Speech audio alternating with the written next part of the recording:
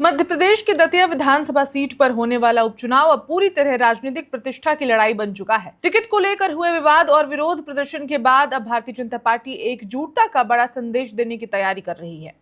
सोमवार को भाजपा प्रत्याशी आशुतोष तिवारी अपना नामांकन दाखिल कर रहे हैं और इस दौरान मुख्यमंत्री डॉक्टर मोहन यादव, प्रदेश अध्यक्ष हेमंत खंडेलवाल, प्रदेश प्रभारी महेंद्र सिंह और पूर्व गृह मंत्री डॉक्टर नरोत्तम मिश्रा एक ही मंच पर नजर आ रहे हैं। राजनीतिक जानकार इसे बीजेपी के डैमेज कंट्रोल और संगठनात्मक एकजुटता के प्रदर्शन के तौर पर देख रहे हैं।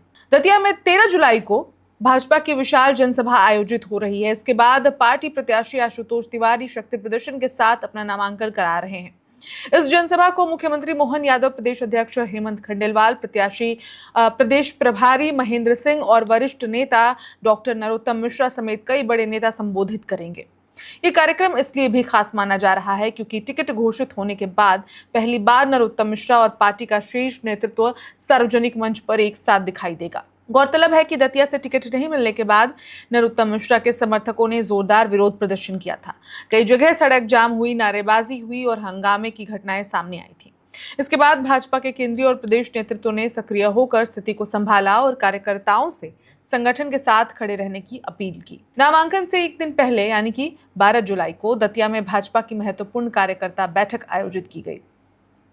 इस बैठक में चुनावी रणनीति पर विस्तार से चर्चा हुई और कार्यकर्ताओं को बूथ स्तर तक सक्रिय रहने का संदेश दिया गया। प्रदेश प्रभारी महेंद्र सिंह ने कार्यकर्ताओं को संबोधित करते हुए कहा कि प्रधानमंत्री नरेंद्र मोदी विकसित भारत के निर्माण के लिए लगातार काम कर रहे हैं। उन्होंने कहा कि दतिया के विकास को गति देने के लिए भाजपा प्रत्याशी आशुतोष तिवारी को ऐतिहासिक मतों से विजयी बनाना जरूरी है। उन्होंने हर बूथ पर मजबूत संगठन और अधिकतम मतदान सुनिश्चित करने का आह्वान किया।